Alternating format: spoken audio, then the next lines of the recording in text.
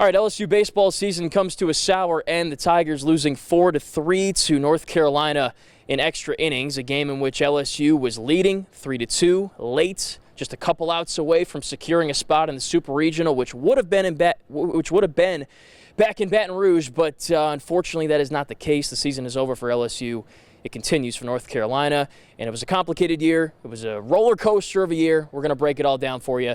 John Eads with Koki Riley from The Advocate, who covers LSU baseball, a bunch of other sports over at LSU. But you're a baseball guy, and you're the first guy texted to say, hey, let's break this thing down, whether they win or lose. Unfortunately, it's a loss there, so the conversation's a little more sour. But appreciate you taking the time. Tell the folks where they can follow you and see all your coverage in the postseason here and then in the offseason. Yeah, you can find all my work at theadvocate.com or NOLA.com, and you can follow me on Twitter at Koki Riley, KOKIRILEY. So, yeah, that's where I am. It's a great follow. Guy's got a lot of insight, especially during the season. He's at every game.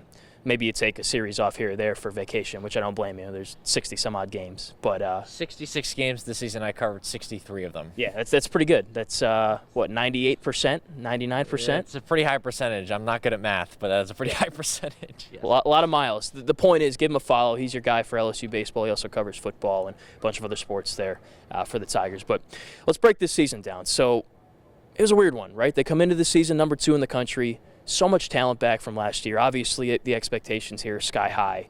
And when you see a title, you just want more of them. So how would you kind of assess what they did this year, where they started, the middle portion where they were struggling, and now here at the end where they're just a couple outs away from a super regional?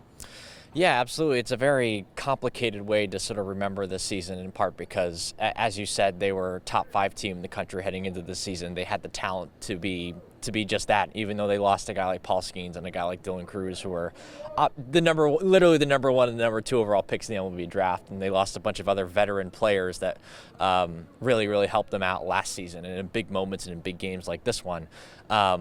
So the expectation, and because of that, the expectation's always for this team to make it to Omaha. But here in the regional, they face another Omaha caliber team in North Carolina. Right. I mean, this is a team that's lost 3 games at home the entire year. They won the ACC regular season. That's the second best conference in all of college baseball. This is a team that would have at least hosted if they were in the SEC. And sort of that slight bad luck, and given how close they were to actually pulling through and winning this regional on the road, it really would have meant something. And because of this loss, it just sort of complicates how we remember this team, because there was the really slow start. There was the fact that they made it all the way to the SEC tournament championship game and only lost by a run to the number 1 team in the country.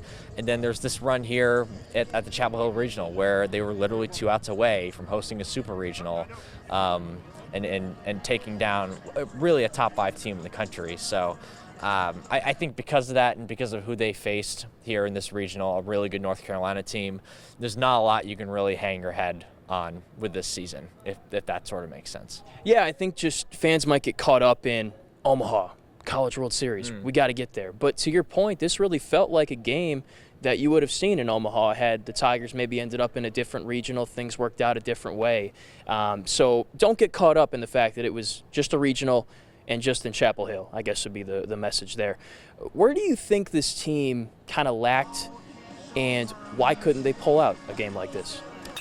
That's a great question, and it's something I've been trying to figure out this entire season, because they've lost in so many different ways, and I think a lot of it had to do with pitching depth, and but at the same time, like in a lot of these losses, they had their best guys on the mound. You think back to the Alabama game, where they end up losing that series, and they were literally a strike away from winning that series if they just win that game 1.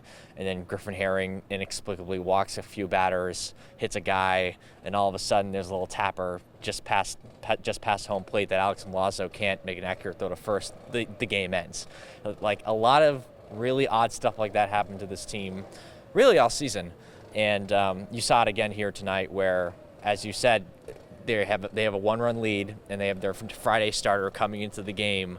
You figure that they're going to win a game like that, and there was a lot of moments like that this season where they were a strike away from winning the series against Florida. They were a handful of outs away from winning the series against Vanderbilt, and sometimes those margins just don't go your way, because last season those margins went their way because they won the whole thing.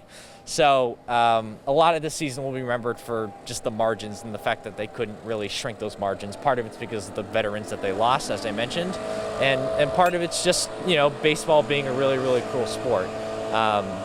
I think it's a lot easier to explain why they were struggling at 3-12. The pitching staff was not up to the level that they needed to be, and the offense was always going to have an up and down season, given how many new faces they had in the lineup outside of Tommy White. Tommy White was really the only everyday guy who came back from last year's team. That was going to be very tough to replace, and they started 3 freshmen in this game, for example. So there was just a lot of inexperience with the lineup, like I said, and then with the pitching staff, this team was built off pitching, and that was the selling point for this team heading into the season, and it wasn't there for the first half of the year, especially in SEC play. But once we got to the second half of the season, all of a sudden you got guys like Christian Little, guys like Griffin Herring, guys like Gage Jump and Luke Holman pitching really, really well, and that's what propelled them to the SEC Tournament Championship game. That's what propelled them to even being 2 outs away from advancing to a super regional. So a season of margins, I think, is the best thing to say, and the turnaround was definitely propelled by the pitching. Well, as Coach said, those margins are razor thin in games like this when you're on the road against a team of North Carolina's caliber, and it's hard to put blame on people because, to your point, we saw it a lot. Like Braswell misses a ground ball, Jake Brown drops the fly ball. Gage can't get the last strike in a 2-strike, 1-out count. It's just so many times this year they were just one singular play away. And in baseball, there's so many plays, right? There's 200 pitches. Obviously, there's 27 outs. And it just seemed for both teams, it just seemed like they couldn't get the one play to finish it. And I don't really know where to put blame, how to really assess that. It's just a pattern. What do you do with that? If it's a pattern, if we're sitting here 2 or 3 years from now and it's still a pattern, then that's going to be something that's pretty concerning for this program moving forward, because you have to win those close games and those close margins to win championships. But after the fact that they got all the margins last year and won the title, the fact that they didn't get those margins this year kind of goes to show you more of just the cruelty of baseball than the fact that, this team didn't have a lot of players to perform. Granted, there were players who didn't have the greatest seasons. Like Brady Neal probably wished he had a better year. Paxton Kling probably wished he had a better year. I mean, there are guys, we can kind of go down the line where that was the case, but then there were also guys who, kind of like I said, turned around their season, Christian Little being the most obvious example of that, and they really could have used him in this regional because he was hurt. Injuries didn't really affect this team that much this season. They affected last year's team more, but that little injury toward the end of the year at the SEC Tournament Championship game ended up being pretty big. So yeah, I mean, as we've been saying, this is a very hard year to sort of evaluate. I don't think honestly, if LSU fans are disappointed in this result, as they should be, and when you have one of your best pitchers on the mound and needing just 2 outs to go advance to a super regional, I mean, you have every right to be extremely disappointed in that. And if you want to call it a choke, you can call it a choke, right? I'm using I'm paraphrasing here, right? But it's just hard to really get too angry at this team because they shouldn't have been here in the first place because of that 3-12 start in SEC play, right? So many people thought the season was over because of that, and they won their 21 of their next 28 games to even get into this spot. So again, this team fought and clawed. You can't deny that. But they came up short just a few too many times, and part of that was a lot of the veteran losses they had in that lineup.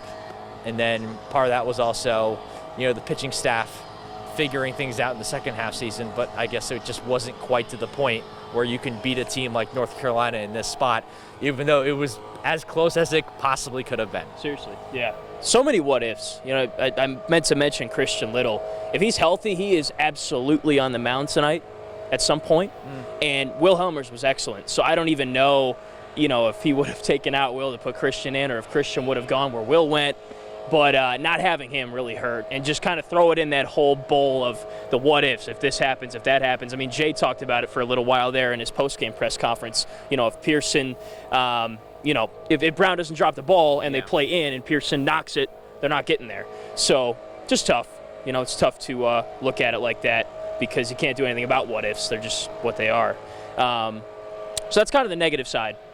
The positive side, if you will, they did turn it around, right? They were 3-12. They do get within, a couple outs of going to the Super Regional. Do you think they did enough for fans to be satisfied with this season? The general majority? Yeah. Again, I've been trying to unpack this question because it's a very difficult one, because I think because when you come to a place like LSU, and the expectation should be always to make it to Omaha, because that's fair or not, that's the expectation Jay Johnson has put on himself with this program, and that is just with the history of this program, 7 national titles, countless super regional and Omaha appearances. That is the standard, to make it to Omaha, and they didn't get there this year. It's tough to say, because they were here, and then they were here, and then they're back up here, but again, it just goes back to the expectation level, I think a lot of people threw in the towel when they were 3-12, and they were like, oh, the season's a bust. But then they give you excitement again, right? And they almost win the SEC tournament, and they come here and they almost win here. So I feel like fans may be feeling a little empty, big a way to put it. Yeah, the fans are going to feel empty, and there's going to be an emotional pullback. But once we get away from that emotion and have a couple days to sort of unpack what exactly happened this season, I think LSU fans should be proud of the effort that these guys put in at the very least. Yeah. But at the same time, I think they also have the right to feel disappointed that this team couldn't get to Omaha just because of the early season expectations, because of the amount of pure talent they had on this team. Right. So I think it's okay to feel both, and I think it's okay to sort of have those layers of thought, right? Because not everything's black and white in this world. No. No, I don't want to sound all philosophical right now. That's all you do. But yeah, that's pretty much it. I think mixed feelings is probably the best way to put it.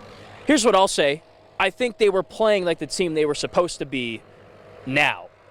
But what hurt them is that they weren't for most of the season, which is why they're here and not in Baton Rouge.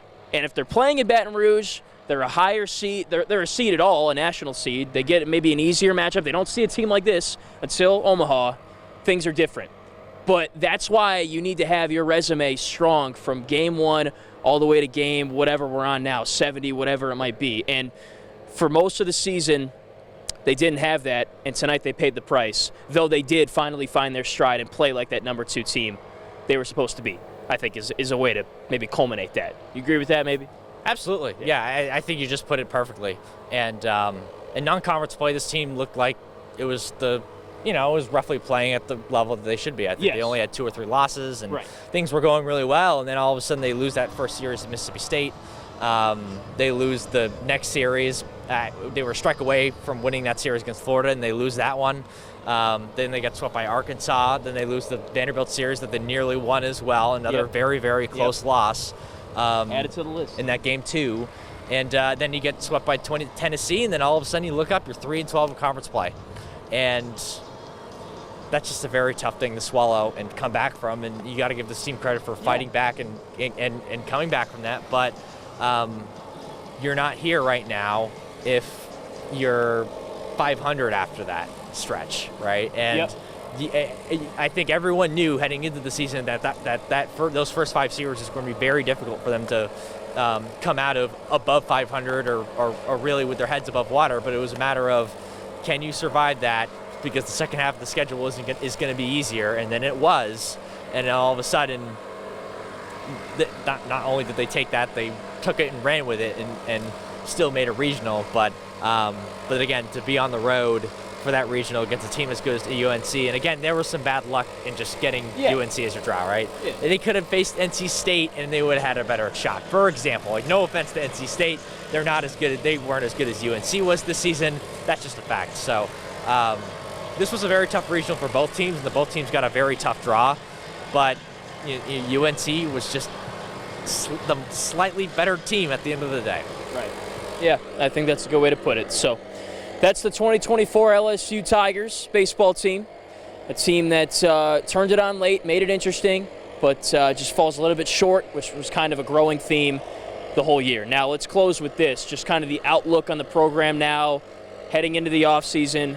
I know it's very early, but kind of maybe what you're looking at, what we should follow this offseason as we look ahead to maybe next year.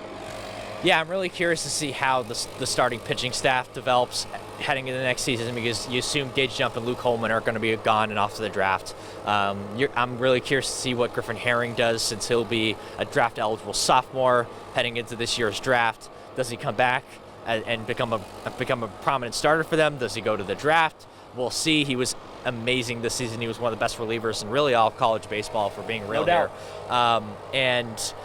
So that starting rotation is going to be something to keep an eye out for sure. Cade Anderson, another name as a freshman, left-hander.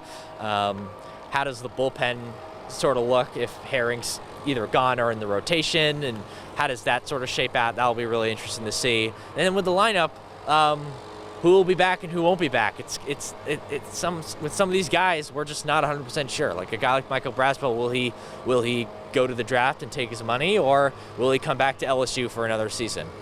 You're losing Tommy White for sure, yep. And you're potentially losing Jared Jones as well, since he's a draft-eligible sophomore, because his birthday is on August 1st and the cutoff day is August 1st. That's crazy. Which is just terrible luck. Yep. Well, for LSU fans, yeah. But he had a heck of a season. He's probably ready to go. So good for him, right? No, absolutely, yeah. I mean, for him, obviously great for him, and he hit 28 home runs this season, so there's a very good chance that he leaves. But I also think there could be a chance that he comes back. Who knows? We'll see. The draft is pretty unpredictable. A lot of stuff has surprised me over the last couple of years. But even with that said, like, you got Stephen Milam, you have Ashton Larson, you have Jake Brown. Like, Brown could be a pitcher next season, who knows? But he's still a guy. Exactly. He's still a guy who's going to be a prominent piece for them moving forward. Ashton Larson, same thing, became a starter in the second half of the season. And then Stephen Milam, of course, 2 walk-offs in the same year. Yeah. It's never happened. 2 walk-off homers in the same year has never happened in LSU history. The catching situation will be interesting after Brady Neal. Just trying to list off things off the top of my head right now. But there's going to be a lot to look forward to heading into this offseason, because they had a very different team this season, especially when it came to the starters, whether it was in the field and the rotation and whatnot, compared to last year's team.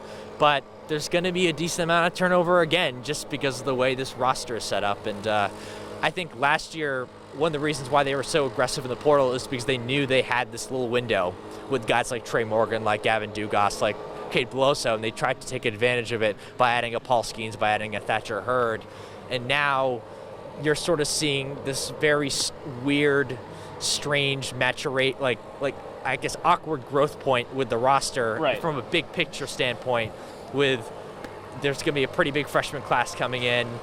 You have, some young guys who are going to be there next year, but you have a lot of draft eligible sophomores. You have, the portal pieces who we added to sort of fill in the rotation pieces this year, who are probably almost certainly not going to come back next year, like Gage Jump and Luke Holman.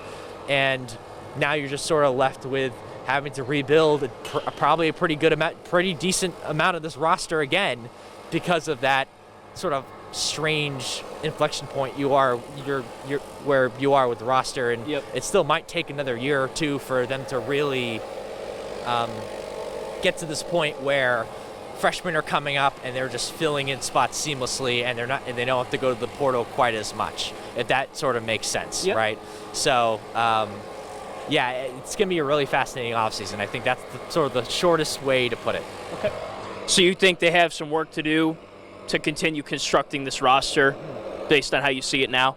And again, a lot of it's going to yes, but a lot of it's going to depend on what happens in the MLB draft, because the MLB draft is so unpredictable, and guys leave who you don't expect to leave. Think of a guy like Grant Taylor last season, who we thought that there was a chance he could come back depending on what his number would be. He was throwing 100 miles per hour in the fall last year, and then he gets Tommy John surgery, and he still gets drafted in the second round by the Chicago White Sox, and now you don't have him. Now you have to get another start. Now you have to get Luke Holman, to be exact, actually. And then look at a guy like Cam Johnson, who no one thought would come to school. Everyone thought that he was going to be a first-round pick as a high school kid, and then he came to school. And that was a pleasant surprise for them to add more depth to that bullpen. even though he didn't become much of a factor by the end of the season. It's a lot of this is just going to come down to the draft, and they still have some holes to fill. They have 5 junior college players committed to next year's team, so as at least stopgap potential options for them, depending on what happens to the draft, right? Security blankets, so to say. But at the same time, there's just so many. It's just going to be really interesting to see how all this shapes out, because the draft dictates almost everything when it comes to this stuff. Well, we'll have to wait until then. And I wanted to add in, you're losing guys from the senior class, the grad class, Hayden Travinsky, Alex Milazzo, obviously Will Helmers, a lot of other guys that were great leaders for this program. Certainly want to give them their flowers, their mention as well. They did a lot for this team, and it's going to be tough to replace. Obviously great players and great leaders too. You don't just find those. So a lot of guys are going to have to grow up quick, it seems. And Coach Johnson, as he always does, will work hard and get out of the trail and start building the team for 2025 to get him back to Omaha. So anything else you'd like to say I didn't touch on? Yeah, 2025. I can't believe we're already here. And as you said with those veterans, this team did a lot of growing up this year.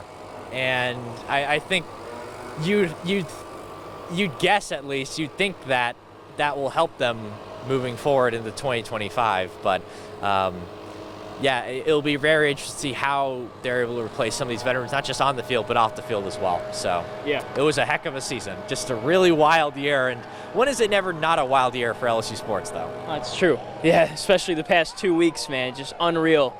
The wild finishes, the wins, the championship run, this championship run. But both times, unfortunately for Tiger fans, they end in bitter disappointment. Just that close, So, well, thanks for the time. Appreciate it. Again, give him a follow. Give him your handles again.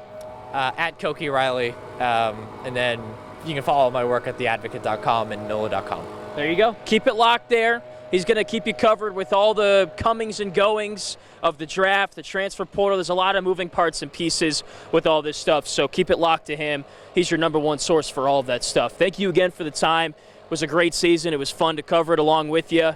And looking forward to next year, man. It's going to be a new team, and we'll see how the Tigers can do. If they can get back to Omaha. Should be a lot of fun. Yeah, it's going to be wild. I can't believe we're already at 2025. Well, we still got some months to get there. Yeah. But it's going to be here like that. Yeah, and exactly. Fall ball is going to be starting up, and we're right back to it, Yep, so. Exactly. Well, there you go. Koki Riley, John Eads from Chapel Hill. Thank you for watching. Be sure to like and subscribe, and we'll see you guys next baseball season.